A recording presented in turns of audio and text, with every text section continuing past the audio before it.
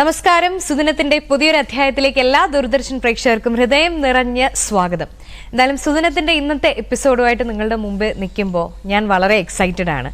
തീർച്ചയായും ഇന്നത്തെ എപ്പിസോഡ് കണ്ടുകൊണ്ടിരിക്കുമ്പോൾ നിങ്ങൾക്കും അതേ എക്സൈറ്റ്മെന്റ് തന്നെ ഫീൽ ചെയ്യുമെന്ന് എനിക്ക് ഉറപ്പാണ്. കാരണം മറ്റൊന്നുമല്ല, നമ്മൾ ഇന്ന് വരെ സുദിനത്തിൽ കണ്ടിട്ടുള്ളതിൽ നിന്നും വളരെ വ്യത്യസ്തമായിട്ടുള്ള കുറേ വിശേഷങ്ങളൊക്കെ ആയിട്ടാണ് നമ്മുടെ ഇന്നത്തെ അതിഥി എത്തുന്നത്. അദ്ദേഹം അടിസ്ഥാനപരമായി ഒരു അധ്യാപകനാണ്. അദ്ദേഹം വളരെയധികം അംഗീകാരങ്ങൾ നേടിയൊരു ശാസ്ത്രജ്ഞൻ കൂടിയാണ്. നിരവധി ദേശീയ അന്തർദേശീയ തലത്തിലുള്ള നിരവധി പുരസ്കാരങ്ങൾ, നമ്മുടെ ഇന്ത്യ ഗവൺമെന്റിന്റെ 2 പേറ്റന്റുകൾ അദ്ദേഹത്തിന് സ്വന്തമായിട്ടുണ്ട്. ഇതിലൊക്കെ ഏറ്റവും കൗതുകമുള്ള, നമ്മളൊക്കെ നമ്മുടെ ദൈനംദിന ഉപയോഗം കഴിഞ്ഞ് ഇങ്ങനെ പലപ്പോഴും വലിച്ചെറിയുന്ന അല്ലെങ്കിൽ ഇഗ്നോർ ചെയ്ത് കളയുന്ന പല വസ്തുക്കളെയും കൊണ്ട് കണ്ണിന് വളരെ കൗതുകം പകരുന്ന വളരെ രസകരമായിട്ടുള്ള കുറേ വസ്തുക്കൾ, 200-ലധികം വസ്തുക്കൾ അദ്ദേഹം നിർമ്മിച്ചിട്ടുണ്ട്. അപ്പോൾ സാമൂഹികമായിട്ടാണെങ്കിലും ശാസ്ത്ര മേഖലയിലാണെങ്കിലും സാങ്കേതിക മേഖലയിലാണെങ്കിലും തൻ്റെതായ കയ്യൊപ്പ് പതിപ്പിച്ച ഒരു വ്യക്തിയാണ്. അതുകൊണ്ട് തന്നെ അദ്ദേഹത്തിൻ്റെ ഈ സമഗ്ര സംഭാവനകൾക്ക് അംഗീകാരമായി അദ്ദേഹത്തിന് ഡോക്ടറേറ്റ് ലഭിച്ചിട്ടുണ്ട്. ഇന്ന് നമുക്ക് അതിഥിയായി എത്തുന്നത് ഡോക്ടർ വി നാരായണൻ നമ്പൂതിരിയാണ്. സാറിനെ ഇന്നത്തെ അധ്യായത്തിലേക്ക് സ്വാഗതം ചെയ്യാം. വളരെ സന്തോഷം. നമസ്കാരം സാർ. സാറിനെ കുറിച്ച് പഠിക്കുമ്പോൾ നമുക്കൊക്കെ വളരെ ഒരു കൗതുകം തോന്നുന്ന ഒരു കാര്യം, സാർ പഠിച്ചത് എക്കണോമിക്സ് ആണ് അല്ലെ? പക്ഷെ സാറ് ഏറ്റവും അധികം ഒരു എസ്റ്റാബ്ലിഷ് ചെയ്ത മേഖല ചോദിക്കുകയാണെങ്കിൽ ഈ പറഞ്ഞ പോലെ ശാസ്ത്രത്തിന്റെയും അതുപോലെ സാങ്കേതിക മേഖലയുമായിട്ട് ബന്ധപ്പെട്ട കാര്യങ്ങളിലാണ്. എങ്ങനെയായിരുന്നു ആ എക്കണോമിക്സിൽ നിന്ന് ഈ ബേസിക് സയൻസിലേക്കും ഇതുപോലുള്ള പേറ്റന്റിലേക്കും ഒക്കെ ഉള്ള ഒരു യാത്ര എങ്ങനെയായിരുന്നു എന്ന് പറഞ്ഞു തുടങ്ങാം സാർ. ഒരു ശാസ്ത്ര വിദ്യാർത്ഥിയായിട്ടാണ് ഞാൻ പഠനം തുടങ്ങിയത്. പക്ഷേ സാമ്പത്തിക ക്ലേശം മൂലം എനിക്ക് ആ പഠനം തുടരാനായില്ല. അതിനുശേഷം ഒരു ചെറിയൊരു ജോലി ലഭിക്കുകയുണ്ട്. ആ ചെറിയ ജോലിയിൽ നിന്നും കിട്ടിയ തുച്ഛമായ വരുമാനം കൊണ്ട് അന്ന് ഇക്കണോമിക്സ് പ്രൈവറ്റായിട്ട് പഠിക്കാനുള്ള അവസരമേ ഉണ്ടായിരുന്നുള്ളൂ. അന്ന് ഞാൻ സയൻസ് ഗ്രൂപ്പ് എടുത്ത് പഠിച്ചിരുന്നുവെങ്കിലും ഈ സയൻസ് ഗ്രൂപ്പിൽ പ്രൈവറ്റായിട്ട് മുൻപോട്ട് പോകാൻ പറ്റത്തില്ല. കോളേജിൽ ചേർന്ന് പഠിക്കുവാനുള്ള സാമ്പത്തിക സാഹചര്യം ഇല്ലായിരുന്നു. അതുകൊണ്ട് ഞാൻ നിർബന്ധിതനായത് എക്കണോമിക്സ് വിഷയം എടുത്ത് പഠിക്കുന്നതിനാണ്. അങ്ങനെ എക്കണോമിക്സ് എടുത്ത് പഠിച്ച് അത് പ്രൈവറ്റായിട്ട് ജോലിയും പഠിത്തവും കൂടെ കൊണ്ടുപോയി പിന്നീട് ലോസ് ഓഫ് പേ എടുത്ത് MA-ക്ക് പഠിച്ച് MA-ക്ക് റാങ്കോടുകൂടി പാസ്സായി. അങ്ങനെയാണ് ഞാൻ കോളേജിലേക്ക് വരുന്നത്. അധ്യാപകനായിട്ട് ഇത് തുടങ്ങി. എന്തായിരുന്നു സാറിൻ്റെ ആ ഒരു വഴിത്തിരിവെന്ന് പറയുന്നത്? കാരണം നമ്മളിപ്പം എക്കണോമിക്സ് പഠിക്കുന്നു, അതിനുശേഷം എക്കണോമിക്സ് തന്നെ പഠിപ്പിക്കാൻ കയറുന്നതും എക്കണോമിക്സ്. അതെ അതെ. അതിനുശേഷമുള്ള ഒരു വഴിത്തിരിവ് ഈ ശാസ്ത്ര മേഖലയിലേക്ക്, സാങ്കേതിക മേഖലയിലേക്ക് വളരെ വളരെ ആകസ്മികമായിട്ട്. അന്ന് എനിക്ക് വളരെ അടുത്ത സുഹൃത്തായിരുന്നു, ഞാൻ ഏറ്റവും കൂടുതൽ ബഹുമാനിക്കുന്ന ആരാധിക്കുന്ന ഒരു വ്യക്തി ഉണ്ടായിരുന്നു. അത് വേറെ ആരുമല്ല, രാധാകൃഷ്ണപിള്ള സാറാണ്. എനിക്ക് ശരിക്കും പറഞ്ഞു കഴിഞ്ഞാൽ ഈ ശാസ്ത്രത്തോട് ഒത്തിരി അഭിനിവേശം ഉണ്ടായിരുന്നു. പക്ഷേ ആ ശാസ്ത്രത്തിനോട് അഭിനിവേശം ഉണ്ടായിരുന്നെങ്കിൽ എന്നെ പഠിപ്പിക്കാൻ അച്ഛനൊക്കെ കൊച്ചിലെ മരിച്ചു പോയതുകൊണ്ട് നമുക്ക് അതിനുള്ള സാഹചര്യം ഉണ്ടായില്ല. അതുകൊണ്ട് സയൻസ് ഗ്രൂപ്പിൻ്റെ പഠിത്തം നിർത്തിയിട്ടാണ് ഞാൻ ചെറിയൊരു ജോലി ചെയ്തുകൊണ്ട് ഈവനിങ് ക്ലാസ്സിൽ പോയിട്ടാണ് ഞാൻ ഡിഗ്രി എടുക്കുന്നത്. അതിനുശേഷമാണ് ലോസ് ഓഫ് പേ ലീവ് എടുത്ത് പോസ്റ്റ് ഗ്രാജുവേഷൻ കംപ്ലീറ്റ് ചെയ്തത്. അപ്പോൾ അങ്ങനെ അവിടെ ചെന്നപ്പോഴേക്കും മെക്കാനിക്കൽ സ്റ്റുഡൻസിന് വേണ്ട ഡയറക്ഷൻസ് കൊടുക്കാനായിട്ടാണ് എന്നോട് പറഞ്ഞത്. അവിടെ അവർക്ക് പ്രോജക്റ്റ് വർക്കുകളുണ്ട്. ആ പ്രോജക്റ്റ് വർക്കുകൾക്ക് വേണ്ടിയിട്ട് അവർക്ക് കുട്ടികൾക്ക് സഹായിക്കുന്നതിന് വേണ്ടിയിട്ട് എന്നെ നിയോഗിച്ചു.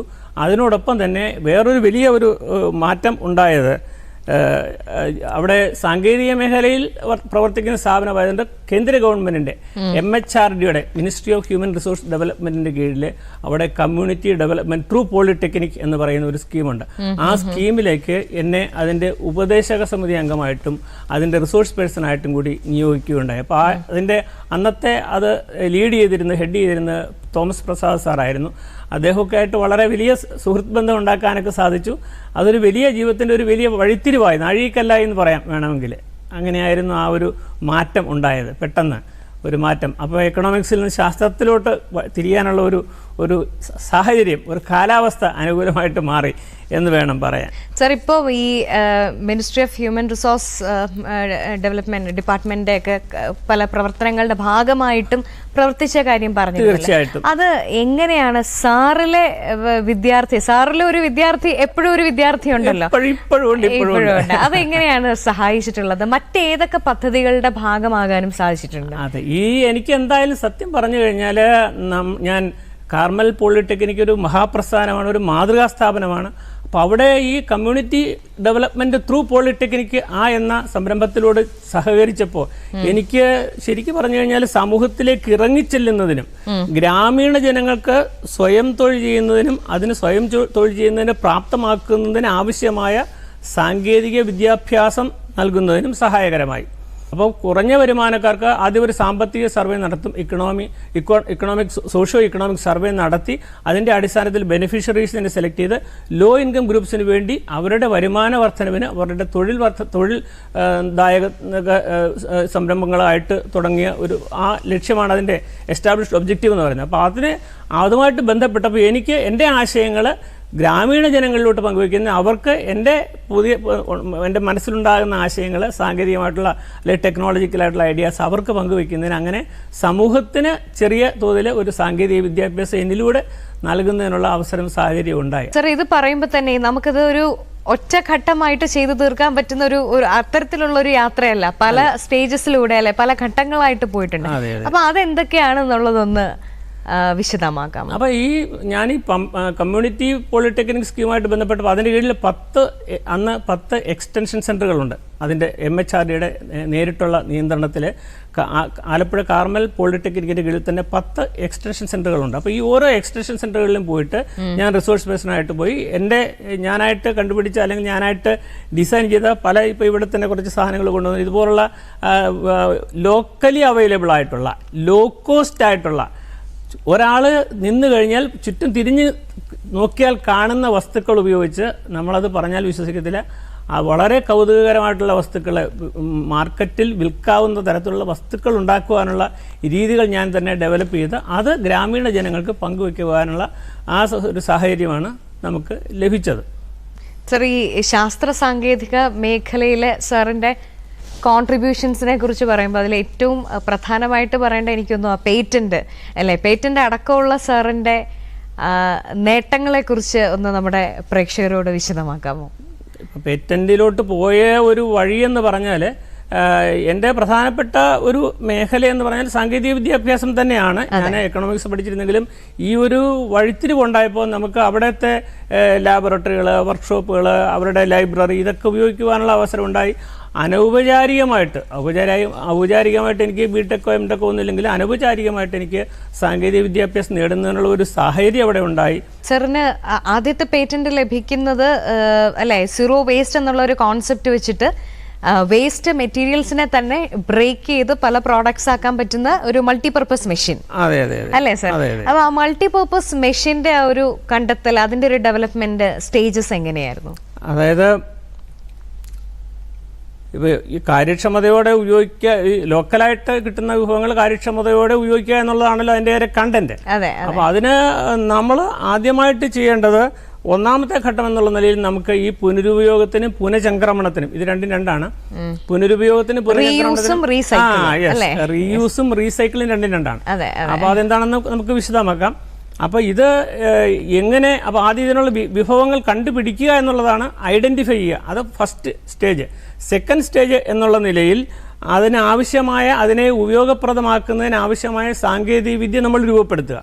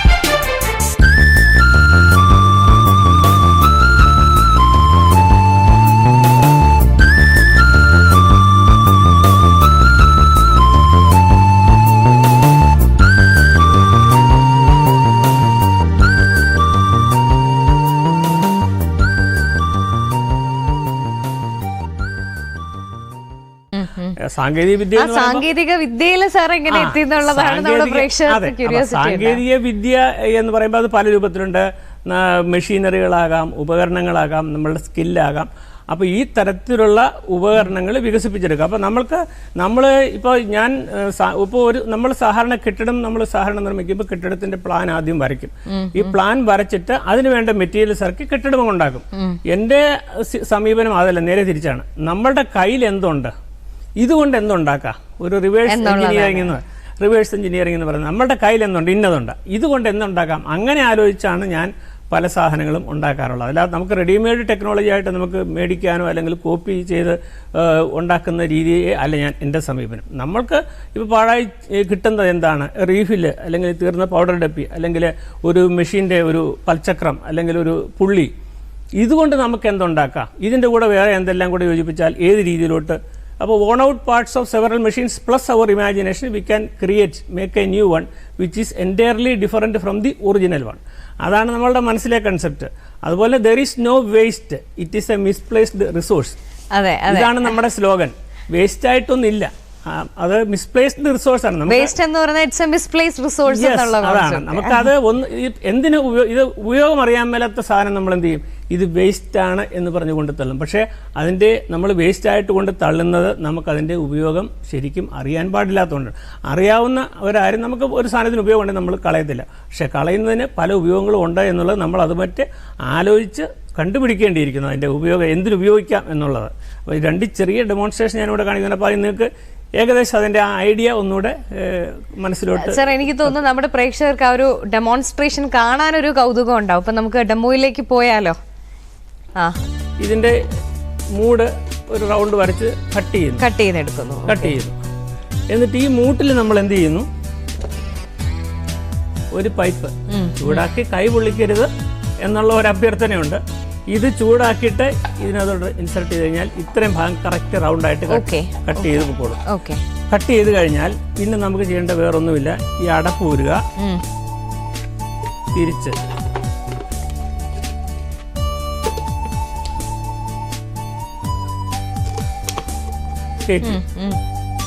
ഇതിനകത്തുനിന്ന് നമ്മൾ അടപ്പ് ക്ലോസ് ചെയ്തു.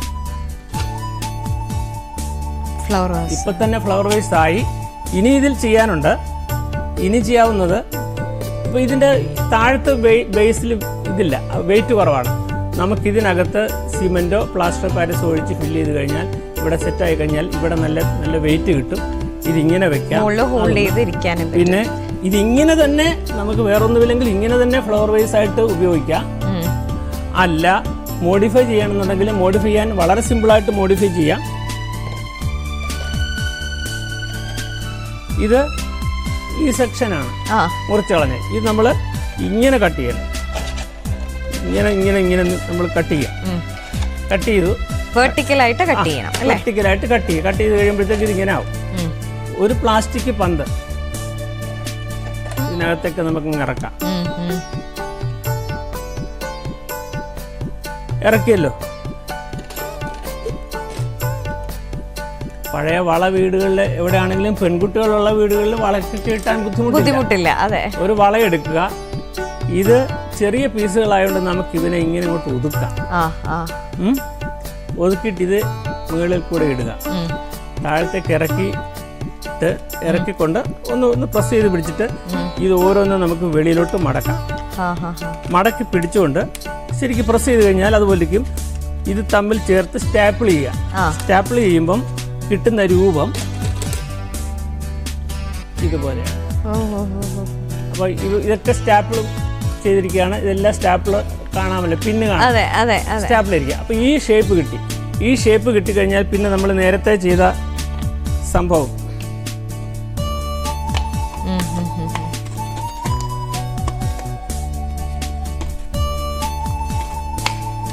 അതിന്റെ ശരിക്കുള്ള ബേസ് ഭാഗം അല്ലേ, ബേസ് വെച്ചിട്ട് അപ്പൊ ഇത് ഈ ഷേപ്പിൽ നിന്ന് ഈ ഷേപ്പിലേക്ക് മാറി. അതെ, ഇനിയിപ്പോ ഒന്നും ചെയ്യേണ്ട കാര്യമില്ല. ഇതിന്റെ പുറത്ത് ഫെവിക്കോൾ വെച്ചിട്ട് പേപ്പർ ഒട്ടിക്കാം. ഇവിടെ പേപ്പർ ഒട്ടിക്കാം. പേപ്പർ ഒട്ടിച്ചതിന് ശേഷം നമുക്ക് ഇങ്ങോട്ട് മടക്കാം. മടക്കിയിട്ട് ഏത് ഷേപ്പിൽ വേണമെങ്കിലും അതിന്റെ എഡ്ജ് കൊറുഗേറ്റഡ് ആക്കാം. ആക്കി കഴിയുമ്പം ഇതിനേക്കാളിലും കുറച്ചുകൂടെ ഭംഗിയായില്ലേ? അതെ അതെ അതെ. അല്ല, മറ്റത് തന്നെ ഭംഗിയാണ് സാർ. അതിനെ തന്നെ നമുക്ക് വേണമെങ്കിൽ ഇപ്പൊ പെൻ സ്റ്റാൻഡോ അങ്ങനെ ഉപയോഗിക്കാം അല്ലേ? ഏത് രീതിയിൽ ഉപയോഗിക്കാം. Okay okay. അതിനെ തന്നെ ആ ബോൾ വെച്ച് ചെയ്ത് തന്നെ നമ്മൾ പെയിന്റ് ചെയ്ത്. ഇതിനകത്ത് ബോളുണ്ട്. പിന്നെ ഇവിടെ ഞാൻ ചെയ്തിരിക്കുന്ന ബോളിന്റെ ഇവിടെ കട്ട് ചെയ്ത് കളയാം. കട്ട് ചെയ്താൽ ഇതിനകത്ത് വെള്ളം ഇച്ചിരി ഒഴിച്ചാൽ ഓർക്കിഡ് പോലെയുള്ള വെള്ളം വേണ്ടി വരുന്ന പൂക്കളൊക്കെ വാടാതെ ഇരിക്കും, അടിയിലോട്ട് വെള്ളം പോകില്ല. പിന്നെ ഇതിനകത്ത് ഞാൻ പറഞ്ഞല്ലോ, സിമെന്റോ പ്ലാസ്റ്റർ പാരീസോ നിറച്ചു കഴിഞ്ഞാൽ ഇത് സിമെന്റ് ഫില്ല് ചെയ്തിട്ടുണ്ട്. അത് വളരെ സ്ട്രോങ് ആയിട്ട് ഹെവി ആയിട്ട്. അപ്പൊ അടപ്പ് ഇതിനകത്ത് ഗ്രൂവായി ഊരിയെടുക്കാം. അപ്പൊ ഇത് ശരിക്കും പറഞ്ഞാൽ അല്ല സർ, ശരിക്കും എനിക്ക് തോന്നുന്നു സർ, നമ്മള് പുറത്തുനിന്ന് ചിലപ്പോഴെങ്കിലും വാങ്ങുന്ന പല സാധനങ്ങളും ഇതുപോലെയൊക്കെ ഉണ്ടാക്കിയിരിക്കുന്നതും ആവാം അല്ലേ? തീർച്ചയായിട്ടും. ഇതിപ്പോ കണ്ടല്ലോ, ബോട്ടിലാണെന്നുള്ള മനസ്സിലായി. അപ്പൊ ഇതിന്റെ അടപ്പ് ഇതിനകത്ത് ഇരിക്കുകയാണ്. അപ്പൊ ഇത് നമുക്ക് എവിടെയെങ്കിലും കൊണ്ടുപോകണേ അഴിച്ചു കൊണ്ടുപോകാം. അല്ല, ഇതിന്റെ ഏറ്റവും വലിയ ഗുണം, സാധാരണ കിട്ടുന്ന ഫ്ലവർ വേസ് കാറ്റടിച്ച് കഴിയുമ്പോൾ നല്ല പല സ്ഥലത്തും കണ്ടിട്ടുള്ളതാണ്. നമ്മളൊരു മീറ്റിങ്ങിനൊക്കെ പോകുമ്പം ഫ്ലവർ വേസ് കൊണ്ടുവയ്ക്കും, ഫാൻ ഇട്ട് കഴിയുമ്പോൾ അത് താഴെ വീഴും. ഇത് ഒരിക്കലും താഴത്ത് വീഴത്തില്ല, വളരെ സ്റ്റേബിളാണ്.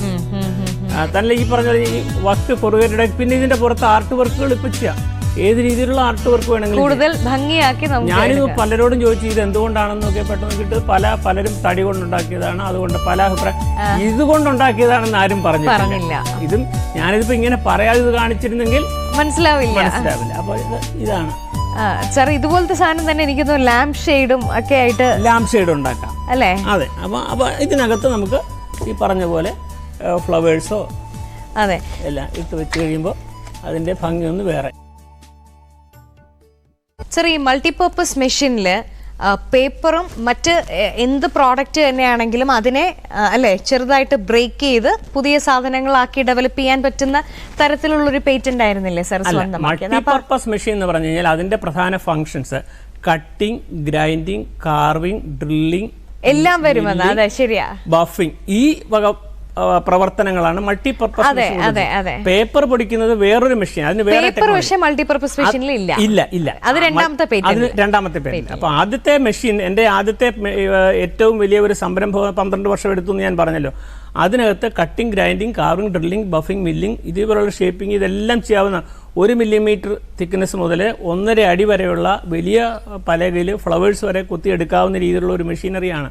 എന്നെക്കാൾ പൊക്കം ഞാനതിനകത്ത് ഒരു പടവിനകത്ത് ഞാൻ അത്ര വലിയൊരു, അത് പത്രത്തിലൊക്കെ ന്യൂസ് വന്നതാണ്. അതിനാണ് എനിക്ക് ആദ്യത്തെ പേറ്റന്റ് കിട്ടി. അതെല്ലാം ദേശീയ അംഗീകാരം കിട്ടി. Department of science and technology ഡൽഹിയിൽ വിളിച്ച് എന്നെ ആദരിച്ചിരുന്നു. എനിക്ക് അവാർഡ് കിട്ടിയത് അതിനാണ്. അതിനുശേഷമാണ് ഞാൻ രണ്ടാമത്തെ സംരംഭം എന്നുള്ള നിലയിലാണ് പേപ്പർ പൊടിക്കുന്നത് എങ്ങനെ എന്ന് ആലോചിച്ചത്. അതിനും ഒരു ചെറിയൊരു ഇൻസിഡന്റ് ഞാൻ പറഞ്ഞോട്ടെ. വളരെ കുട്ടിക്കാലത്ത് ക്യാമ്പുകൾ, നമ്മൾ പാവനിർമ്മാണ ക്യാമ്പ്, ഇടയ്ക്ക് ശാസ്ത്ര സാഹിത്യ പരിഷത്തിന്റെ തെരുവ് നാടകങ്ങളിലൊക്കെ പാവക്കൂത്തുകൾ കാണിക്കും. നല്ല നല്ല സന്ദേശങ്ങൾ ജനങ്ങളിലോട്ട് എത്തിച്ചു കൊടുക്കുന്നതിന് ഏറ്റവും നല്ല ഇഫക്റ്റീവായിട്ടുള്ള മാധ്യമം പാവനാടകങ്ങളാണ്. അപ്പോൾ പാവനാടകങ്ങൾക്ക് വേണ്ടിയിട്ട് പാവയെ ഉണ്ടാക്കാനായിട്ട് അവിടെ പല്ലനയിൽ ഒരു ക്യാമ്പ് നടത്തുന്നു എന്ന് പറഞ്ഞപ്പം ഞാനും ഉത്സാഹത്തോടെ പോയി. എനിക്കിതൊക്കെ താല്പര്യമുള്ളതുകൊണ്ട്. അപ്പോൾ അവിടെ ചെന്നപ്പോൾ പാവ ഉണ്ടാക്കുന്നതിന് പേപ്പർ പൾപ്പ് കൊണ്ടാണ് പാവ ഉണ്ടാക്കുന്നത്. അപ്പോൾ പേപ്പർ പൾപ്പ് ഉണ്ടാക്കുന്നതിന് അന്ന് ഞങ്ങൾ സ്വീകരിച്ചിരുന്ന രീതി എന്ന് പറയുന്നത് പേപ്പർ കീറി ഒരു തുണ്ടുണ്ടാക്കി ബക്കറ്റിലിട്ടിട്ട് വെള്ളം ഒഴിച്ച് വയ്ക്കുക. അതിൽ നിന്ന് എടുത്തിട്ട് പരിക്കൻ തറ, നമ്മൾ സിമെൻറ്റ് തേച്ചിട്ട് തേപ്പ് പോലെ മാത്രം ഇട്ടിട്ട് മിനുക്കാത്ത തറയിലിട്ട് ഉരയ്ക്കുമ്പോൾ ഇത് പൾപ്പായിട്ട് മാറും. ഇതുകൊണ്ടാണ് ഉണ്ടാക്കിയത്. അത് ഞങ്ങൾ വിജയകരമായിട്ട് ക്യാമ്പ് കഴിഞ്ഞപ്പോഴത്തേക്കും ഞങ്ങളുടെ നാടകത്തിന് ആവശ്യമായിട്ടുള്ള പാവകളൊക്കെ ഉണ്ടാക്കി. പക്ഷേ അന്ന് മുതൽ എൻ്റെ തലയ്ക്കകത്ത് ഉണ്ടായിരുന്ന ഒരു ചിന്ത, നമ്മളിങ്ങനെ ഈ പൾപ്പായിട്ട് എടുക്കുമ്പോൾ അതൊരുമാതിരി ഒരു സെമി സോളിഡ് സ്റ്റേറ്റിലിരിക്കും. ഇത് കുറച്ച് കഴിയുമ്പോൾ പൂപ്പൽ പിടിച്ച് ചീത്തയായി സ്റ്റോർ ചെയ്യാൻ പറ്റത്തില്ല. അന്ന് മുതൽ ഞാൻ ആലോചിക്കേണ്ടത് ഇതിന് ഒരു ശാശ്വത പരിഹാരം എന്താണ്? നമുക്ക് പൾപ്പ് ഇങ്ങനെ എപ്പോഴും കുഴച്ച് വെക്കാൻ, ചിലപ്പോൾ കുറച്ച് ആവശ്യം വരും, ചിലപ്പോൾ കൂടുതൽ വേണ്ടി വരും. അപ്പോഴൊക്കെ ഈ പറഞ്ഞ പോലെ കീറിയിട്ട് ഉരച്ചെടുക്കുന്നത് നടക്കുന്നില്ല. അത് പൊടിയാക്കിയാൽ എന്താണെന്ന്, അങ്ങനെയാണ് ആ ഒരു സ്പാർക്ക് എൻ്റെ മനസ്സിൽ കിടന്ന് അത് വികസിച്ചതിൻ്റെ പരിണിത ഫലമായിട്ടാണ് പേപ്പർ പൊടിച്ച് സ്റ്റോർ ചെയ്താൽ അത് എത്ര വർഷം വേണമെങ്കിലും ചീത്തയാകാതിരിക്കും. ആവശ്യമനുസരിച്ച് ഇലാസ്റ്റിക്കാണ്, ആവശ്യമനുസരിച്ച് നമുക്ക് 1 സ്പൂൺ മതിയെങ്കിൽ 1 സ്പൂൺ, അല്ലെങ്കിൽ കുറച്ചായിട്ട് എടുക്കാനും പറ്റും. ആവശ്യമില്ലെങ്കിൽ അത് ആവശ്യത്തിനനുസരിച്ച് നമുക്ക് ഉപയോഗിക്കത്തക്കൊണ്ട് ഇത് പൊടിച്ച് വെക്കാനുള്ള ഒരു സാങ്കേതിക വിദ്യ വേണമെന്ന്. അങ്ങനെയാണ് ഞാൻ ഈ പേപ്പർ പൊടിക്കുന്ന ടെക്നോളജി ഡെവലപ്പ് ചെയ്യുന്നതിനുള്ള ഒരു മനസ്സിനകത്ത് ഒരു ജ്വാലയുണ്ടായത്. അപ്പോൾ ആ സ്പാർക്കിൽ നിന്ന് ആ ഒരു ജ്വാല ഉണ്ടായി. അത് ഒരുപക്ഷെ അങ്ങനെ അന്ന് ക്യാമ്പ് നടത്തിയ ഭാരവാഹികൾ പോലും വിചാരിച്ച് കാണത്തില്ല അതിൽ പങ്കെടുത്ത ഒരു കുട്ടി ഭാവിയിൽ അതിൻ്റെ ഒരു ടെക്നോളജി ഡെവലപ്പ് ചെയ്ത് പേറ്റന്റ് കിട്ടുമെന്നോ നാഷണൽ അവാർഡ് കിട്ടുമെന്ന് അന്ന് അപ്പോൾ അങ്ങനെ ആയിരുന്നു അതിനുള്ള ആ ഒരു പോക്ക്. സർ അതിനായിരുന്നല്ലോ രണ്ടാമത്തെ പേറ്റന്റ് കിട്ടിയ അല്ലേ? പിന്നെ അതുകൂടാതെ ഞാൻ ഒട്ടേറെ മെഷീൻസ്, ഞാൻ പറഞ്ഞ 26ഓളം മെഷീൻസ് ഡെവലപ്പ് ചെയ്തിട്ടുണ്ട്. ആ കൂട്ടത്തിനകത്ത് മുത്ത് ഉണ്ടാക്കുന്നത്, തൈര് കടയുന്ന മെഷീൻ, കോയിൽ വൈൻഡിങ് മെഷീന്, പെയിന്റ് അടിക്കുന്ന മെഷീന്, മോൾഡിംഗ് മെഷീന്, ഇങ്ങനെ ഒരുപാട് ടെക്നോളജീസ് അതിനുശേഷം ഞാൻ രൂപം കൊടുത്തിട്ടുണ്ട്. സാറിന്റെ ഇതുവരെ ഇപ്പൊ സാറിന് ഈ ഇപ്പൊ പേറ്റന്റ് ഉള്ളത് രണ്ട് മെഷീനാണല്ലോ. ഇപ്പൊ സാധാരണഗതിയിൽ പേറ്റന്റ് നമുക്കൊരു സാധനത്തിന് കിട്ടുക എന്ന് പറയുന്നത് തന്നെ വളരെ വളരെ ശ്രമകരമായിട്ടുള്ള ഒരു പ്രോസസ്സാണ്. ചുരുക്കം ആൾക്കാർക്ക് മാത്രമാണ് ഒരുപാട് വർഷത്തെ ഫലത്തിന്റെ ഭാഗമാണ് ഇത് കിട്ടുന്നത്. അപ്പൊ സാറ് അതിനെ ഒരു കമേഴ്ഷ്യലായിട്ട് അതിനെ ഉപയോഗപ്പെടുത്തുന്ന സാറിന്റെ അതിനുള്ള ശ്രമങ്ങളൊന്നും നടത്തിയിട്ടുണ്ടെങ്കിൽ എങ്ങനെയാണ് അതിന്റെ ഒരു സാധ്യത കണ്ടിട്ടുള്ളത്? കൊമേഴ്സ്യലായിട്ടെന്ന് പറഞ്ഞപ്പോൾ ഇപ്പോൾ ഈ പേറ്റന്റിങ് പ്രോസസ്സ് എന്ന് പറഞ്ഞാൽ നമ്മുടെ ഇന്ത്യയിൽ ഈ പേറ്റന്റിങ് പ്രോസസ്സ് എന്ന് പറഞ്ഞത് it is A lengthy process. അത് എന്താ പറയണ്ടേ, ഡെക്കേഡ്സ് എടുക്കുന്ന ഒരു പ്രോസസ്സാണ്. അപ്പോൾ വളരെ കൊച്ചിലെ അല്ലെങ്കിൽ പല്ല് മുളയ്ക്കുന്ന സമയത്ത് കണ്ടുപിടിക്കുന്നതിൻ്റെ പേറ്റന്റ് കിട്ടുന്ന പല്ല് കൊഴിയുന്ന സമയത്തായിരിക്കും. അപ്പോൾ അതിൻ്റെ ഒരു വലിയൊരു ഡ്രോബാക്കാണ്. എത്രയോ വർഷങ്ങൾക്ക് മുമ്പ് ഞാൻ കണ്ടുപിടിച്ച മെഷീൻ്റെ പേറ്റന്റ് കിട്ടുന്ന ഈ അടുത്ത കാലത്താണ്. അപ്പോൾ നമുക്ക് അതാത് സമയത്ത് ഈ പ്രക്രിയയുടെ ലെങ്ത് ഒന്ന് ഇച്ചിരി കുറച്ചാൽ നമുക്ക് ആ ഒരു എനർജി, അന്നേരമുള്ള ഒരു വിഗർ നമുക്ക് പ്രായം കഴിയുന്തോറും നമുക്ക് കിട്ടത്തില്ല. പിന്നെ ഇപ്പോൾ ഞാൻ എഞ്ചിനീയറിംഗ് കോളേജിൽ വന്നപ്പോൾ എനിക്ക് ഏകദേശം അതിനെ പറ്റി ഒരു സാഹചര്യം, ഒരു അറ്റ്മോസ്ഫിയർ ഉണ്ടായിട്ടുണ്ട്. കാലാവസ്ഥ അനുകൂലമാണെന്ന് തോന്നുന്നു.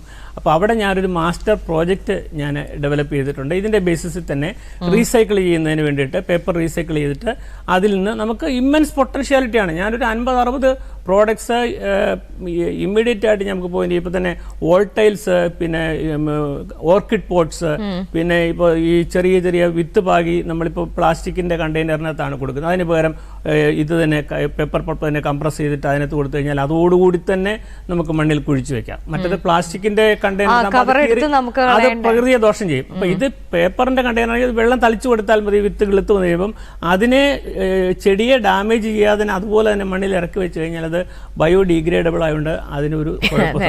അപ്പൊ അങ്ങനെ ഒരുപാട് പൊട്ടൻഷ്യാലിറ്റീസ് ഉണ്ട്. അത് പറഞ്ഞാൽ മനസ്സിലാവും, ഒത്തിരി ഇമ്മൻസ് പൊട്ടൻഷ്യാലിറ്റി. അപ്പോൾ അതിനെ ബേസ് ചെയ്തിട്ട് ഒരു പ്രോജക്റ്റ് ഞാൻ എഞ്ചിനീയറിംഗ് കോളേജിൽ അത് അവതരിപ്പിച്ചു. അത് അവരുടെ മാസ്റ്റർ പ്രോജക്റ്റായിട്ട് അത് അംഗീകരിച്ചിട്ടുണ്ട്. അതുമായിട്ട് മുൻപോട്ട് കൊണ്ടുപോകുന്നതിന് ഉള്ള ശ്രമങ്ങൾ നടത്തുന്നുണ്ട്.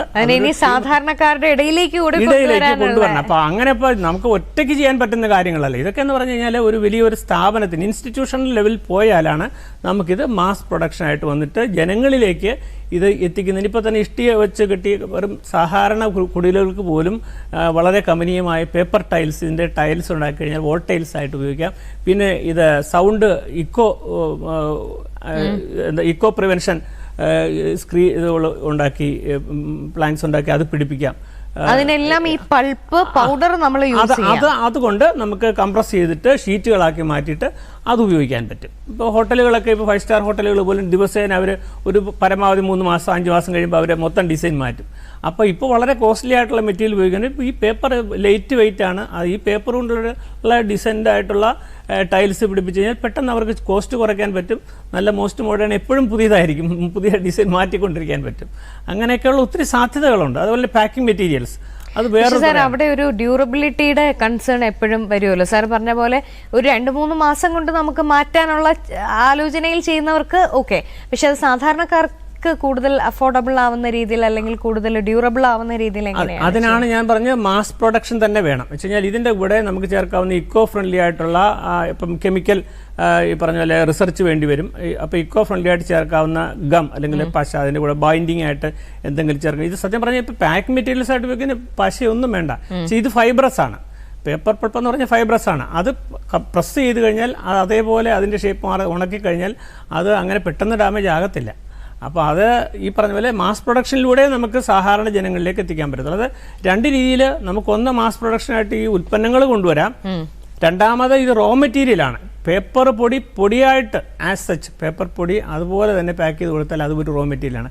വീടുകളിലിരുന്ന് കുട്ടികൾക്കും പ്രായമായവർക്കും അല്ലെ പ്രായഭേദ ലിംഗഭേദ മന്യേ എല്ലാവർക്കും നമുക്ക് വീട്ടിലിരുന്ന് ചെറിയ ചെറിയ കൗതുക വസ്തുക്കൾ ഉണ്ടാക്കാനും വളരെയേറെ കൗതുക വസ്തുക്കളെന്ന് മാത്രം പറഞ്ഞാൽ പോരാ, പഠന ഉപകരണങ്ങൾ ഉൾപ്പെടെ ഉണ്ടാക്കുവാൻ സാധിക്കും.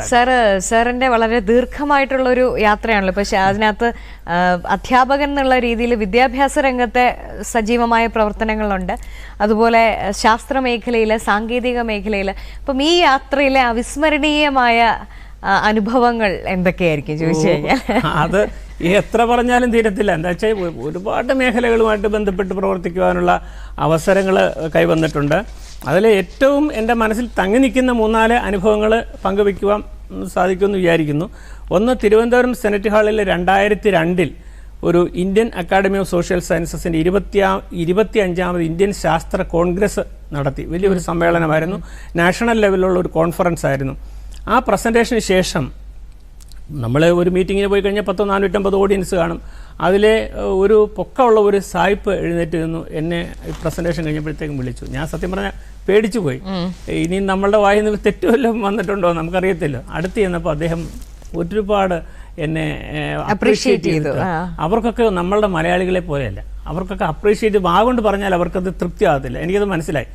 ഉടനെ അദ്ദേഹത്തിൻ്റെ ഓൺ ഹാൻഡ് റൈറ്റിങ്ങിലെ കയ്യിലിരുന്ന നമ്മൾ സെമിനാറിനൊക്കെ ഡിസ്ട്രിബ്യൂട്ട് ചെയ്യുന്ന പാഡുണ്ടല്ലോ, ആ പാഡിൽ എഴുതി തന്നത് പോരാഞ്ഞിട്ട് എന്നെ കൂടെ കൊണ്ടുപോയി ആ സ്റ്റാച്യുവിൻ്റെ യൂണിവേഴ്സിറ്റി ഫ്രണ്ടിലുള്ള സ്റ്റാച്യുവിൻ്റെ ഫ്രണ്ടിൽ നിന്ന് ഞാൻ ഉൾപ്പെടെ നിന്ന് ഫോട്ടോ എടുത്തു. അപ്പോഴൊന്നും അദ്ദേഹത്തിൻ്റെ മഹത്വത്തെക്കുറിച്ച് എനിക്ക് മനസ്സിലായില്ല. അദ്ദേഹം എന്നെ സ്റ്റേറ്റ്സിലോട്ട് ഇൻവൈറ്റ് ചെയ്തു. അതിനുശേഷം അന്വേഷിച്ചപ്പോഴാണ് മനസ്സിലായത് അദ്ദേഹം അമേരിക്കയിലെ ഏറ്റവും വലിയ ഏറ്റവും ഉന്നതമായിട്ടുള്ള വിദ്യാഭ്യാസ സ്ഥാപനമായ മിയാമി ദേദ് കോളേജിലെ ചെയർ ഓഫ് ടീച്ചിങ് എക്സലൻസ് പ്രൊഫസറാണ് അദ്ദേഹത്തിൻ്റെ ഡെസിഗ്നേഷൻ. കൂടാതെ ഇൻ്റർനാഷണൽ ടീച്ചിങ് ഗ്രാൻഡ് ഫെല്ലോ ആണ്. അതുപോലെ തന്നെ ഗ്ലോബൽ പീസ് ഫൗണ്ടേഷൻ്റെ ചെയർപേഴ്സണാണ്. അതുപോലെ തന്നെ ഇൻ്റർനാഷണൽ ലെവലിലുള്ള അനവധി സ്ഥാനങ്ങൾ വഹിക്കുന്ന ഒരു വലിയൊരു വ്യക്തിയാണ് അദ്ദേഹം എന്നുള്ളത് പിന്നീട് സത്യം പറഞ്ഞാൽ എനിക്ക് മനസ്സിലായത്. അദ്ദേഹത്തിൽ നേരിട്ട് ഒരു അഭിനന്ദനം എനിക്ക് കിട്ടുക എന്ന് പറഞ്ഞാൽ എനിക്ക് നമ്മളുടെ എപ്പോഴും ജീവിതത്തിൽ ഒരിക്കലും മറക്കാനൊക്കത്തില്ല. അങ്ങനെയുള്ള അദ്ദേഹത്തിൻ്റെ 3 സെൻറ്റൻസേ എഴുതി തന്നവരുള്ളൂ. പക്ഷേ ഒരു ലാസ്റ്റ് സെൻറ്റൻസ് മാത്രം ഞാനിവിടെ സൂചിപ്പിക്കാം. You have demonstrated information, insight and inspiration worthy of a Michelangelo, Thomas Edison or other inventors whose genius will change parts or all the world എന്നാണ് അദ്ദേഹം എനിക്ക് കുറിച്ച് തന്നത്. സത്യം പറഞ്ഞാൽ ജീവിതത്തിൽ ഒരിക്കലും മറക്കാൻ പറ്റാത്ത ഒരു അനുഭവമായിരുന്നു. അന്ന് സാർ ആ പരിപാടിയിൽ എന്തായിരുന്നു സാറിൻ്റെതായിട്ടുള്ള അവിടെയും ഞാൻ എപ്പോഴും കോൺസെൻട്രേറ്റ് ചെയ്യുന്ന റീസൈക്ലിംഗ് ആണ്. നമുക്ക് എന്ത് സാധനം, ഞാൻ നേരത്തെ പറഞ്ഞല്ലോ, there is no waste, it is a misplaced resource. ഇതെങ്ങനെ ഏത് സാധനം കണ്ടാലും അതുകൊണ്ട് ഒരു തീർന്ന റീഫിൽ വഴി കിടന്നിട്ടില്ല, ഇതുകൊണ്ട് എന്ത് ചെയ്യാം എന്നായിരിക്കും എൻ്റെ മനസ്സിലെ ചിന്തകൾ എപ്പോഴും അങ്ങനെയാണ്. അപ്പം നമ്മൾ ഇപ്പം പണ്ടത്തെ ഒരു പഴഞ്ചൊല്ലുണ്ട്, എന്താ, ഒരുത്തനെ തന്നെ നനച്ചിരുന്നാൽ വരുന്നതല്ല അവനെന്ന് എന്ന് പറഞ്ഞ പോലെ. അപ്പൊ എന്ന് പറയുന്ന പോലെ നമ്മൾ ഈ മനസ്സിനകത്ത് ഇതുള്ളത് കൊണ്ട് ഈ കിട്ടുന്നത് കൊണ്ടെല്ലാം നമുക്ക് പറ്റുന്നതാണ് എന്നുള്ള ചിന്തയിലോട്ട് നമ്മൾ പോകും. പിന്നെ രണ്ടാമത് എനിക്ക് ഏറ്റവും മനസ്സിൽ തങ്ങി നിൽക്കുന്നത് ഇന്ത്യൻ ഇൻസ്റ്റിറ്റ്യൂട്ട് ഓഫ് ടെക്നോളജി എന്ന് പറയുന്നത് നമ്മുടെ ഭാരതത്തിൻ്റെ തന്നെ ഒരു അഭിമാനമാണ്. ഇന്ത്യൻ ഇൻസ്റ്റിറ്റ്യൂട്ട് ഓഫ് ടെക്നോളജി, അവിടുത്തെ ഇൻഡസ്ട്രിയൽ മെഷീൻ ഡിസൈൻ സെൻറ്ററിൽ നിന്ന് എൻ്റെ പെർമിഷനോടുകൂടി അതിൻ്റെ ഒരു ഒഫീഷ്യൽ ഡോക്ടർ സഹിൽ കർക്കാനിസ് അദ്ദേഹം എൻ്റെ വീട്ടിൽ നേരിട്ട് വന്നു കാണാനായിട്ട്. അദ്ദേഹം ഇതുപോലെ അദ്ദേഹത്തിൻ്റെ ഓൺ ഹാൻഡ് റൈറ്റിങ്ങിൽ എൻ്റെ ബുക്കിൽ എഴുതിയിട്ടതിലെ ഒരു വാചകം, the implications of an innovation such as yours are far beyond the imagination of any of us. ഇതാണ് IIT-യിലെ ഒഫീഷ്യലായിട്ടുള്ള ഡോക്ടർ സഹിൽ കർക്കാനിസിൻ്റെ വാചകങ്ങളാണ്. അതുപോലെ തന്നെ എനിക്ക് വേറെ ഒരു അത്ഭുതകരമായിട്ട് ജീവിതത്തിലുണ്ടായത്, ബെൽജിയത്തിൽ നിന്നൊരു സയൻറ്റിസ്റ്റ് വന്നു, ബോർട്ട് വോൺ ടെൻഡിലു എന്നാണ് അദ്ദേഹത്തിൻ്റെ പേര്. അദ്ദേഹം ഓൾറെഡി ഒരു സയൻറ്റിസ്റ്റാണ്. അദ്ദേഹത്തിൻ്റെ പോസ്റ്റ് ഡോക്ടറൽ വർക്കുമായിട്ട് ബന്ധപ്പെട്ട് ലോക പര്യടനത്തിന് വേണ്ടിയിട്ട് ഇറങ്ങിയപ്പോൾ എവിടുന്ന് എന്നെക്കുറിച്ച് ഇച്ചിരി അറിവ് കിട്ടി. അദ്ദേഹം തേടി പിടിച്ചത്. നമ്മളൊന്നും ആണെങ്കിൽ അത്രയും സ്ട്രെയിൻ എടുക്കത്തില്ല. അപ്പം നമുക്ക് നമ്മുടെ അയൽവക്കക്കാരനെ പോലും അറിയാനുള്ള താല്പര്യം നമുക്കില്ല, നമ്മുടെ കാര്യം മാത്രത്തിൽ ഒതുങ്ങുന്നു. ഇദ്ദേഹം അതല്ല, അദ്ദേഹം എൻ്റെ ഡീറ്റെയിൽസ് ശേഖരിച്ച് വീട്ടിൽ വന്നു. എന്നെ വളരെ അത്ഭുതപ്പെടുത്തി. ബെൽജിയത്തിൽ നിന്നൊരു ശാസ്ത്രജ്ഞൻ വീട്ടിൽ എന്നെ അന്വേഷിച്ച് വരിക എന്ന് പറഞ്ഞപ്പോൾ അദ്ദേഹം എൻ്റെ വർക്കുകളൊക്കെ കണ്ടിട്ട് വളരെ അപ്രീഷിയേറ്റ് ചെയ്തിട്ട് പറഞ്ഞു, ഞാൻ നാട്ടിൽ ചെന്നതിന് ശേഷം ഞാൻ സാറിനെ കോണ്ടാക്ട് ചെയ്യും എന്ന് പറഞ്ഞിട്ട് പോയി. പക്ഷേ സാറിന് എല്ലാവരും കൊള്ളാം എന്ന് പറയുന്നില്ല, പിന്നീട് ഒന്നും ഫോളോ അപ്പ് ഇല്ല. പക്ഷെ അദ്ദേഹം ചെന്നതിന് ശേഷം എനിക്കൊരു കത്തയച്ചു. അതിൻ്റെ തുടക്ക വാചകം, to the greatest genius and self made man I have ever met in my entire life dear professor. പിന്നെ അങ്ങോട്ടുള്ള കാര്യം ഞാൻ പറയേണ്ട കാര്യമില്ല. അങ്ങനെ അതൊക്കെ നമുക്ക് സത്യം പറഞ്ഞ വലിയ ഇൻസ്പിറേഷനാണ്. അതുപോലെ തന്നെ പിന്നീട് ഞാൻ പല മേഖലകളുമായിട്ട് പ്രവർത്തിച്ച പല സ്ഥലത്തും ശില്പശാലകളും ഒക്കെ നടത്തി. അങ്ങനെ ഒരു തേരോട്ടം എന്ന് പറയാം. അതുപോലെ നടന്ന അവസരത്തിൽ വേൾഡ് വിഷൻ, ഒരു വലിയ ഒരു നോൺ ഗവൺമെൻറ്റൽ ഓർഗനൈസേഷൻ, അമേരിക്ക ആസ്ഥാനമാക്കിയുള്ള വേൾഡ് വിഷൻ്റെ കീഴിൽ 2003 പത്തനംതിട്ടയിൽ ഒരു വലിയൊരു ശില്പശാല എൻ്റെ നേതൃത്വത്തിൽ സംഘടിപ്പിച്ചിരുന്നു. ഞാൻ നയിച്ചിട്ടുള്ള ശില്പശാലകളിൽ ഏറ്റവും ഭംഗിയായിട്ടും ഏറ്റവും ചിട്ടയോടെയും സംഘടിപ്പിച്ച ശില്പശാലയായിരുന്നു. ഒരിക്കലും ഞാൻ മറക്കത്തില്ല. അതിൻ്റെ സമാപന ദിവസം കുട്ടികളും ഗ്രാമവാസികളും പങ്കിട്ട മനോവികാരം ഇപ്പോഴും എന്നെ സ്വാധീനിക്കുന്നു. ഒരിക്കലും മറക്കാൻ പറ്റത്തില്ല. അവർ കരയുമായിരുന്നു. സത്യം പറഞ്ഞാൽ ആ ഒരു അത്രയ്ക്ക് അറ്റാച്ച്മെൻ്റായി. ആ 3 ദിവസത്തെ റെസിഡൻഷ്യൽ വർക്ക്ഷോപ്പായിരുന്നു. അവിടെ അത് ഗ്രാമത്തിൻ്റെ ഒരു ഉത്സവം പോലെയായി മാറി. അതൊക്കെ നമുക്ക് ജീവിതത്തിൽ ഒരിക്കലും മറക്കാൻ, നമ്മളെ മുമ്പോട്ട് നയിക്കുന്ന ഇതുപോലെയുള്ള എനർജി, ഇതുപോലെ ഓരോ സ്ഥലത്തു നിന്നും കിട്ടുന്ന എനർജിയാണ്. അതുപോലെ തന്നെ കോഴഞ്ചേരി സെൻറ് തോമസ് കോളേജിൻ്റെ അവരുടെ ഗോൾഡൻ ജൂബിലിയോടനുബന്ധിച്ച് നടത്തിയ ത്രിദിന ഇൻ്റർ കോളേജിയറ്റ് വർക്ക്ഷോപ്പ്, അവിടെയും എന്നെ ഇതുപോലെ തന്നെ വിളിച്ചുകൊണ്ടുപോയി അവരെനിക്ക് തന്ന സ്വാഗതവും അല്ലെങ്കിൽ സ്വീകരണവും അവരുടെ പൂർണ്ണമായ സഹകരണവും, അവിടെ ഇൻ്റർ കോളേജിയറ്റ് 3 ദിവസത്തെ ഇൻ്റർ കോളേജിയറ്റ് വർക്ക്ഷോപ്പ് ഉണ്ടായിരുന്നു. അതിനകത്ത് എൻജിനീയറിംഗ്, മെഡിക്കൽ വിദ്യാർത്ഥികളെല്ലാവരും ഉണ്ടായിരുന്നു. അവരിൽ നിന്നൊക്കെ കിട്ടിയ എൻ്റെ ആ ആശയങ്ങളൊക്കെ അവരിൽ കിട്ടിയപ്പോഴേക്കും അവരുടെ ആ പ്രതികരണം, അവരുടെ ആ നമ്മളോടുള്ള അവരുടെ ആ അഭിനിവേശം, ഇതൊക്കെ ഓരോന്നും കാണാനും മനസ്സിലാക്കാനും അതൊക്കെ അവരെ തന്ന പ്രചോദനമൊക്കെ ഇപ്പോഴും നമുക്കത് മറക്കാനൊക്കത്തില്ല. നമ്മളുടെ മനസ്സിൽ അങ്ങനെ ത്രില്ലിംഗ് ആയിട്ട് നിൽക്കുകയാണ്. അതൊക്കെ മറക്കാൻ പറ്റത്തില്ല.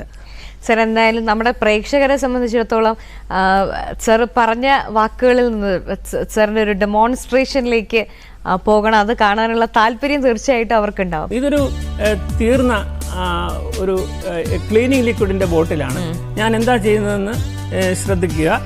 വേറൊന്നും ഞാൻ ചെയ്യുന്നില്ല. ഇതൊക്കെ മുറിക്കുമ്പോഴൊക്കെ ശ്രദ്ധിച്ചോണം, കൈയൊന്നും മുറിയാതെയൊക്കെ വേണം ചെയ്യാൻ.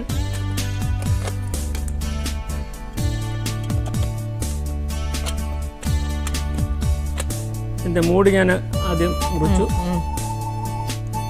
ഇതിൻ്റെ സൈഡ് ഞാൻ മുറിക്കുവാണ്.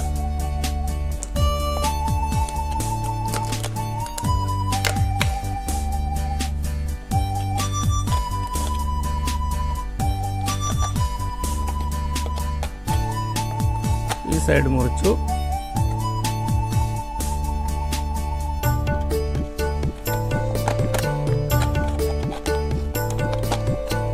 ഈ 2 സൈഡ് മുറിച്ചു.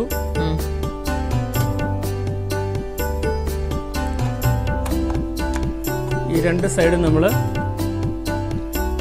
കാണാൻ ഇങ്ങനെയാക്കി, ഇതിങ്ങനെയാക്കി, ഇത് തിരിച്ച് മടക്കി. ഇപ്പം ഞാൻ പറയാതെ എന്തായി എന്ന് തോന്നുന്നു. ഒരു പക്ഷിയുടെ രൂപത്തിലേക്ക് എത്തി.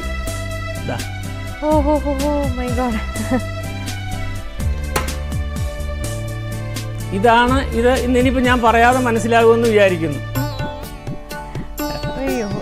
ചെറുപ്പം ഇതേ സാധനം തന്നെ നമ്മൾ കളർ അതിന്റെ മുകളിൽ പെയിന്റ് ചെയ്തിട്ടുണ്ട്. പറയാം, ഇത് നമ്മൾക്കിപ്പോ ഈ രൂപഭംഗി കിട്ടിയത് എന്തുകൊണ്ടാണ്? നമുക്കുള്ളിൽ ഒരു സ്കെലിട്ടൺ ഉള്ളതുകൊണ്ടാണ്. ഇത് സ്കെലിട്ടണേ ആയുള്ളൂ. നമുക്കിനിയും ഇതിൽ ഒരു സ്കെലിട്ടൺ, ഏത് സാധനങ്ങൾ നമ്മൾ ഉണ്ടാക്കുമ്പോഴും നമുക്ക് ഒരു സ്കെലിട്ടൺ കിട്ടിക്കഴിഞ്ഞാൽ അതിന് രൂപം കൊടുക്കുന്നതിന് വേറെ ഒന്നും എങ്ങോട്ടും പോകണ്ട. ഈ വളരെ വില കുറഞ്ഞ ഇത് ബനിയൻ വേസ്റ്റ് ആണ്. ഈ ബനിയൻ വേസ്റ്റ് കൊണ്ട് നമുക്ക് ഇതിനകത്ത് ഫില്ല് ചെയ്യാം. ഓക്കെ, ബനിയൻ വേസ്റ്റ് കൊണ്ട് ഫില്ല് ചെയ്ത് നമ്മൾ ഒരു ഇച്ചിരി പശയും കൂടെ ചേർത്ത് ഇവിടെ ഇതിനകത്ത് ഫില്ലായി കഴിഞ്ഞു. ഞാൻ ബനിയൻ വേസ്റ്റ് കൊണ്ടാണ് ഇത് ഫില്ല് ചെയ്തിരിക്കുന്നത്. എന്നിട്ട് നമ്മൾ പശ തേച്ചിട്ട് കഴിഞ്ഞാൽ ഇതിന്റെ പുറത്തുമൊക്കെ ബനിയൻ വേസ്റ്റ് ഒട്ടിച്ച് പേപ്പർ ഒട്ടിച്ച് പെയിന്റ് അടിച്ചു കഴിഞ്ഞാൽ ഇതിന്റെ കാലുമൊക്കെ ഇതുപോലെ പിന്നെ ഇതിന് നമുക്ക് കട്ട് ചെയ്യാവുന്നേ ഉള്ളൂ. ഇതൊക്കെ അതേപോലെ കത്രി കൊണ്ട് കട്ട് ചെയ്ത് മാറ്റി കഴിഞ്ഞാൽ കാലുമൊക്കെ. അപ്പോൾ അതിലൊക്കെ പിന്നെ പെയിന്റ് അടിച്ച് ഇവിടെയൊക്കെ ഒന്ന് ഷേപ്പ് വരുത്തി കഴിഞ്ഞാൽ ഇതിന്റെ പേര് ഹൗസ് സ്പാരോ. 2 പേറ്റന്റുകൾ നേടിയിട്ടുള്ള ഒരു വ്യക്തി എന്നുള്ള നിലയ്ക്ക് ഒരു വ്യാവസായികമായിട്ടുള്ള പ്രൊഡക്ഷനെ കുറിച്ചോ അല്ലെങ്കിൽ അത്തരത്തിലുള്ള സാങ്കേതിക വിദ്യയെക്കുറിച്ചും ഒക്കെ സാറിന്റെ കാഴ്ചപ്പാട് എന്താണ്? മിക്ക ചെറുകിട ഉത്പാദന സംരംഭങ്ങളും നമുക്കറിയാം നഷ്ടത്തിലാണ്. സിക്ക് യൂണിറ്റ്സ് എന്ന് പറയും. അതിന്റെ പ്രധാന കാരണം അതിന് അനുയോജ്യമല്ലാത്ത സാങ്കേതിക വിദ്യ ഉപയോഗിക്കുന്നു എന്നുള്ളതാണ്. അപ്പോൾ ഇൻഡസ്ട്രിയൽ ഡെവലപ്മെന്റ് നമ്മളെപ്പോഴും പറയും വ്യാവസായിക വികസനം എന്ന് പറയുമ്പോൾ അത് ക്യാപിറ്റൽ അബ്സോർബിങ്ങും ലേബർ അബ്സോർബിങ്ങും രണ്ട് തലത്തിൽ ഉണ്ട്. നമുക്ക് ആവശ്യമുള്ളത് ലേബർ അബ്സോർബിംഗ് ടെക്നോളജിയാണ് നമുക്ക് വേണ്ടത്. അപ്പോൾ തൊഴിലവസരങ്ങളും തനത് സാങ്കേതിക വിജ്ഞാനവും തമ്മിൽ അഭേദ്യമായി ബന്ധപ്പെട്ടിരിക്കുന്നു. ഇപ്പോൾ വരുമാനം വർദ്ധിപ്പിക്കണമെങ്കിലും തദ്ദേശീയ സാങ്കേതിക വിദ്യ വികസിപ്പിച്ചെടുത്തെങ്കിൽ മാത്രമേ സാധിക്കൂ. ഇത്തരത്തിലുള്ള വ്യാവസായിക വികസന തന്ത്രമാണ് നമുക്ക് ആവശ്യമുള്ളത്. അതെ സർ, ഈ വിദേശത്ത് നിന്നുള്ള സാങ്കേതിക വിദ്യ ഒരുപാട് വ്യവസായികൾ ഉപയോഗിക്കുന്നുണ്ടല്ലോ, അതിനെ കുറിച്ച് എന്താണ് സാറിന്റെ കാര്യം? ഒന്നാമത് വളരെ ഹൈ കോസ്റ്റ് ആണ്. ക്യാപിറ്റൽ റിച്ച് കൺട്രീസിൽ ഉണ്ടാക്കുന്ന സാങ്കേതിക വിദ്യ അവർക്ക് ധാരാളം ക്യാപിറ്റൽ ഉണ്ട്. നമ്മൾക്കുള്ളത് ലേബറാണ്. നമ്മൾ ലേബർ റിച്ച് കൺട്രിയാണ്. അപ്പം നമുക്ക് വേണ്ടത് അവരുണ്ടാക്കുന്ന അവരവരുടെ സാഹചര്യത്തിന് അവരുടെ ഇക്കോണമിക്ക് ചേരുന്നതാണ്. അത് നമുക്ക് അപ്രോപ്രിയേറ്റ് നമ്മുടെ ലേബറിനെ ഹ്യൂമൻ റിസോഴ്സസിനെ ഉപയോഗിക്കാൻ പറ്റുന്നില്ല. അപ്പം അതുകൊണ്ട് നമ്മളുടെ പാരമ്പര്യമായ സാങ്കേതിക വിദ്യകൾ നമുക്കുണ്ട്. ഓൾറെഡി ഇന്റർനാഷണൽ ലെവലിൽ അപ്രൂവ്ഡ് ആയിട്ടുള്ള എസ്റ്റാബ്ലിഷ്ഡ് ആയിട്ടുള്ളതുണ്ട്. അതുകൂടാതെ അതുമായിട്ട് ബന്ധപ്പെട്ട് കിടക്കുന്ന കാർഷിക സംസ്കാരമുണ്ട്. എല്ലാം കടപുഴകി വീഴുന്ന കാഴ്ചയാണ് നമ്മളെന്നും കാണുന്നത്. ചെറുകിട ഇടത്തരം ഉത്പാദന മേഖലകളിൽ പലപ്പോഴും കണ്ടുവരുന്നത് വിദേശ നിർമ്മിത സാങ്കേതിക വിദ്യയുടെ ഉപയോഗമാണ്. അവ പലപ്പോഴും ഈ നേരത്തെ പറഞ്ഞതുപോലെ അവരുടെ സമ്പദ് വ്യവസ്ഥയ്ക്കനുസരിച്ചുണ്ടാക്കി നമുക്ക് ഇവിടെ ചേരാതെ വരുന്നു. ഇപ്പോൾ ഈ അവസരത്തിൽ എനിക്ക് പ്രധാനമായിട്ട് എൻ്റെ മനസ്സിൽ സ്ട്രൈക്ക് ചെയ്ത ഒരു കാര്യം, ഒക്ടോബർ 27 ഭാരതത്തിൻ്റെ പ്രധാനമന്ത്രി മൻ കി ബാത്ത് എന്ന പരിപാടിയിലൂടെ രാജ്യത്തെ ജനങ്ങളെ അഭിസംബോധന ചെയ്തപ്പോൾ ഊന്നിപ്പറഞ്ഞ ഒരു കാര്യമുണ്ട്. തദ്ദേശീയ ഉത്പാദനത്തെ പ്രോത്സാഹിപ്പിക്കണമെന്നും അതിനനുസൃതമായ സാങ്കേതിക വിദ്യയാണ് അല്ലെങ്കിൽ സാങ്കേതിക വിദ്യയിൽ ഊന്നിക്കൊണ്ട് പ്രാദേശികമായ ഒരു വ്യാവസായിക സംസ്കാരത്തെ ശക്തിപ്പെടുത്തേണ്ടതിൻ്റെ ആവശ്യകതയുമാണ് അദ്ദേഹം അതിനകത്ത് പറഞ്ഞത്. അതിൽ നിന്നും നമുക്ക് തദ്ദേശീയമായ സാങ്കേതിക വിദ്യ വികസനത്തിൻ്റെ പ്രസക്തി വളരെ വ്യക്തമാണ്. സുസ്ഥിര വികസനവും പരിസ്ഥിതി സംരക്ഷണവുമൊക്കെ അതിൻ്റെ തന്നെ അനുബന്ധ ഘടകങ്ങളാണെന്ന് നമുക്കറിയാം. മേൽപ്പറഞ്ഞ ലക്ഷ്യങ്ങൾ നേടുന്നതിനാവശ്യമായ വികസന തന്ത്രത്തിന് നാം കൂടുതൽ പ്രാധാന്യം നൽകണം എന്നതാണ് എൻ്റെ വ്യക്തിപരമായ അഭിപ്രായം. സർ, ദേശീയ അംഗീകാരത്തിലേക്ക് നയിച്ചതിന്റെ അല്ലെങ്കിൽ അതിലേക്ക് എത്തിച്ചേർന്നതിന്റെ ഒരു അടിസ്ഥാനം എങ്ങനെയാണ്? അതിൻ്റെ ഇപ്പം ഞാൻ ഏതാണ്ട് 26ഓളം ടെക്നോളജീസ് ഡെവലപ്പ് ചെയ്തിട്ടുണ്ട്. 2 ദേശീയ തലത്തിൽ തന്നെ അംഗീകരിച്ചു, 2 പേറ്റന്റ് കിട്ടി. അപ്പോൾ അതിൻ്റെ പ്രധാനപ്പെട്ട അടിസ്ഥാനം എന്ന് പറയുന്നത് അതിൻ്റെ പ്രാദേശിക തലത്തിൽ ലഭ്യമാവുന്ന ലോക്കൽ ലെവൽ റിസോഴ്സസിൻ്റെ കാര്യക്ഷമതയോടെയുള്ള വിനിയോഗത്തിന് ഉപയോഗിക്കുവാൻ പറ്റും എന്നുള്ളത് തന്നെയാണ് അതിൻ്റെ അടിസ്ഥാനം, വേറൊന്നുമല്ല. സാർ ഒരു അധ്യാപകൻ എന്നുള്ള നിലയിൽ ചോദിക്കുകയാണ്. സാർ ഇക്കണോമിക്സ് ആണ് പഠിച്ചത്, ഇക്കണോമിക്സ് പഠിപ്പിക്കാനാണ് തുടങ്ങുന്നത് അല്ലേ? പ്രൊഫഷൻ തുടങ്ങുന്നത് ഒരു ഇക്കണോമിക്സ് അധ്യാപകനായിട്ടാണ്. പിന്നീട് ബേസിക് സയൻസിൽ ഈ പറഞ്ഞ പോളിടെക്നിക് കോളേജിലടക്കം സാർ അതിന്റെ ഭാഗമായി തീരുകയാണ്. ഇപ്പോഴത്തെ ഒരു വിദ്യാഭ്യാസ രീതി, കാരണം പലപ്പോഴും പറയാറുണ്ട് എഞ്ചിനീയറിംഗിന് പഠിക്കുന്ന പിള്ളേരെക്കാളും പ്രാക്ടിക്കലായിട്ട് കാര്യങ്ങൾ അറിയണമെങ്കിൽ പോളിടെക്നിക്ക് പഠിക്കുന്ന പിള്ളേരെടുത്ത് പോകണം എന്ന് നമ്മൾ തമാശക്കെങ്കിലും പറയാറുണ്ട്. അപ്പോൾ വിദ്യാഭ്യാസത്തെ കുറിച്ചുള്ള ഒരു കാര്യം ഇപ്പം നമ്മൾ പലപ്പോഴും കണ്ടുവരുന്നത് ഇപ്പോഴത്തെ കാലത്ത് വിദ്യാഭ്യാസം കഴിഞ്ഞു വരുമ്പോൾ അവർ സമൂഹത്തിൽ നിന്ന് അകന്നു പോകുന്നതായിട്ട് നമുക്ക് മനസ്സിൽ തോന്നാറുണ്ട്. അതായത് വിദ്യാഭ്യാസത്തിലൂടെ ഉദ്ദേശിക്കുന്നത് സമൂഹത്തെ കൂടുതൽ അടുത്തറിയുന്നതിനും സമൂഹത്തിൻ്റെ പോരായ്മകൾ മനസ്സിലാക്കുന്നതിനും സമൂഹത്തിൻ്റെ പോരായ്മകൾ മനസ്സിലാക്കി അതിലൂടെ ആ പോരായ്മകൾ പരിഹരിക്കുന്നതിനും അതിനൊക്കെ ഉപരിയായിട്ട് സമൂഹത്തിന് താങ്ങും തണലും ആകുന്നതിന് ഉള്ള കഴിവുറ്റ വ്യക്തികളാകുവാൻ വിദ്യാഭ്യാസത്തിലൂടെ സാധിക്കണം. എങ്കിലേ അതിൻ്റെ അർത്ഥം പൂർണ്ണമാകുന്നുള്ളൂ. സാറ് ഇപ്പോൾ പറഞ്ഞു വിദ്യാഭ്യാസം കൂടുന്നതിനനുസരിച്ച് ഇപ്പോഴത്തെ ഒരു ജനറേഷൻ സമൂഹത്തിൽ നിന്ന് അകന്നു പോകുന്നത്. സമൂഹത്തിന് തിരിച്ചിവരോടുള്ള ഒരു മനോഭാവം എങ്ങനെയാണ്? സമൂഹത്തിൻ്റെ മനോഭാവം നമ്മളൊക്കെ ഇപ്പോൾ ഈ പറഞ്ഞ പോലെ എല്ലാം ഒരു വലിച്ചെറിയൽ മനോഭാവത്തിൻ്റെ ഉടമകളാണ്. എന്തെങ്കിലും ഉപയോഗിക്കുക, അത് എങ്ങോട്ടെന്നില്ലാതെ വലിച്ചെറിയുക. അത് മറ്റുള്ളവരുടെ പറമ്പിലോട്ടാണെങ്കിലും യൂസ് ആൻഡ് ത്രോ കൾച്ചറാണ് നമ്മുടെ അതെ ആ വലിച്ചെറിയൽ മനോഭാവത്തിന്റെ ഉടമകളായിട്ട് മാറുന്നുണ്ട് നമ്മൾ. അപ്പം നമ്മുടെ ജീവിതത്തിന്റെ ശൈലി തന്നെ അടിസ്ഥാനപരമായിട്ട് മാറിയിരിക്കുന്നു. പ്രത്യേകിച്ച് ഈ പാക്കറ്റ് സമ്പ്രദായവും മാളുകളും ഒക്കെ വന്നതോടുകൂടി നമ്മളൊരു അനുകരണ ഭ്രമത്തിന്റെ വലയിൽപ്പെട്ടിരിക്കുകയാണ്. എല്ലാം ഫാസ്റ്റ് ആണ്, ഫാസ്റ്റ് ഫുഡും ഇക്കണോമിക്സിൽ ഇതിന് പറയുന്നത് ഡെമോൺസ്ട്രേഷൻ ഇഫക്റ്റ് എന്ന ടേമാണ് ഉപയോഗിക്കുന്നത്. അതായത് നമ്മളുടെ സമൂഹം പല കാര്യങ്ങളിലും വിദേശീയരുടെ ജീവിതശൈലി അനുകരിക്കുവാൻ തുടങ്ങിയിരിക്കുന്നു. പക്ഷേ ഇപ്രകാരമുള്ള മാറ്റങ്ങൾ ഒട്ടും അഭിലഷണീയമല്ല, ശുഭോദർക്കവുമല്ല. ഇതിൻ്റെ അനന്തര ഫലങ്ങൾ നമുക്ക് പ്രവചനത്തിനും അപ്പുറത്താണ്, നമുക്ക് പ്രവചിക്കുവാൻ പറ്റത്തില്ല. നമ്മളൊക്കെ ഇക്കാര്യങ്ങളെ കുറിച്ച് പലരും പ്രസംഗിക്കുന്ന ഒന്നും പ്രവർത്തിക്കുന്നത് വേറൊന്നുമാണെന്ന് നമുക്കറിയാം. നമ്മൾ എപ്പോഴും പറയാറുള്ള കാര്യമാണ് എന്ത് ഡെവലപ്മെന്റ് വരുമ്പോഴും അല്ലെങ്കിൽ എന്തൊരു പദ്ധതി സസ്റ്റൈനബിൾ ഡെവലപ്മെന്റിനെ കുറിച്ച് സംസാരിക്കും. സുസ്ഥിര വികസനം അതിന്റെ ഒരു പ്രാധാന്യം. അതെ, ഈ സുസ്ഥിര വികസനത്തെ കുറിച്ച് എപ്പോഴും ചർച്ച ചെയ്ത് ഒരുപാട് തലങ്ങളിൽ വളരെ പ്രാധാന്യം കൊടുത്ത് ചർച്ച ചെയ്യുന്ന ഒരു വിഷയമാണ്. ഇപ്പോൾ നമ്മളുടെ പൂർവികർ നമ്മളെ ഏൽപ്പിച്ച ഭൂമി കോട്ടം തട്ടാതെ വരും തലമുറയ്ക്ക് കൈമാറേണ്ടുന്ന വലിയ ഒരു ചുമതല, ഉത്തരവാദിത്വം നമ്മൾക്കുണ്ട്. മറ്റ് വികസിത രാജ്യങ്ങളിൽ മാലിന്യ സംസ്കരണ പ്രക്രിയ തന്നെ മാലിന്യത്തിൻ്റെ ഉറവിടത്തിൽ നിന്ന് തുടങ്ങുന്നു. എന്നാൽ നമ്മുടെ ഭരണ സംവിധാനം ഈ ലക്ഷ്യം സാധ്യമാക്കുന്നതിന് വേണ്ട നടപടികളിൽ വളരെ അലസ മനോഭാവമാണ് കാഴ്ചവെക്കുന്നത്. അപ്പോൾ ഈ സാഹചര്യത്തിൽ ഓരോ കുടുംബത്തിലെയും കുട്ടികളും പ്രായമായവരുൾപ്പെടെ അവരവരുടെ വീട്ടിലെത്തിപ്പെടുന്ന പ്ലാസ്റ്റിക് സാധനങ്ങളുടെയും മറ്റ് ഉപയോഗമില്ലാത്തവയുടെയും പുനരുപയോഗത്തിനും പുനഃചംക്രമണത്തിനും പ്രേരിപ്പിക്കുക എന്നതാണ് എൻ്റെ പ്രവർത്തനങ്ങളുടെ മറ്റൊരു ലക്ഷ്യം. Refuse, reuse, recycle, reuse, recycle, ഈ 4 വാക്കുകൾ ആദ്യം കഴിയുമെങ്കിൽ റെഫ്യൂസ് ചെയ്യുക. അതെ, റെഫ്യൂസ് ചെയ്യുക, റെഡ്യൂസ് ചെയ്യുക, എൻ്റെ ഉപയോഗം കുറയ്ക്കുക, പിന്നെ റീയൂസ് ചെയ്യുക, പിന്നീട് റീസൈക്കിൾ ചെയ്യുക. ഈ 4 വാക്കുകൾ ജീവിതത്തിൽ എന്നും ഓർത്തിരിക്കേണ്ടത് തന്നെയാണ്.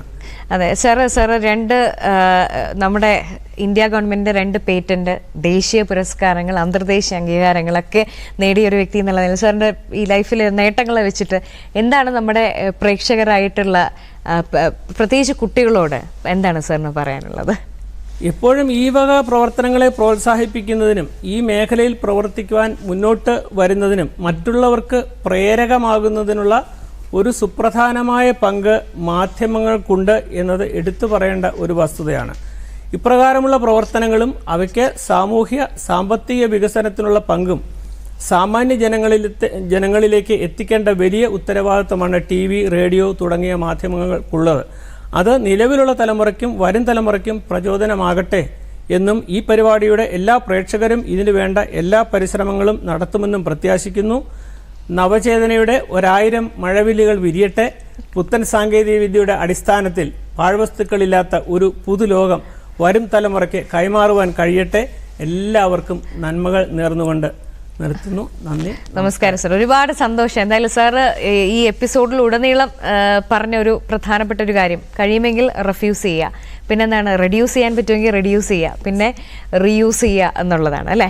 അപ്പോൾ തീർച്ചയായിട്ടും നമ്മളൊരു പുതിയ തലമുറയെ സംബന്ധിച്ചിടത്തോളം സാർ ഇവിടെ ഡിസ്പ്ലേ ചെയ്തിട്ടുള്ള വസ്തുക്കൾ കണ്ടു കഴിഞ്ഞാൽ തന്നെ അറിയാം, ആക്ച്വലി ഒന്നും വേസ്റ്റ് അല്ല. റിസോഴ്സസ് മിസ്പ്ലേസ്ഡ് ആയി പോകുമ്പോഴാണ് നമുക്കത് വേസ്റ്റായിട്ട് കാണേണ്ടി വരുന്നത് എന്നുള്ളതാണ്. അപ്പം ശരിയായ സ്ഥലത്ത് തന്നെ പ്ലേസ് ചെയ്ത് കഴിഞ്ഞാൽ എപ്പോഴും അതൊരു റിസോഴ്സാണ്, അതിലൊരു സാധ്യതയുണ്ട്.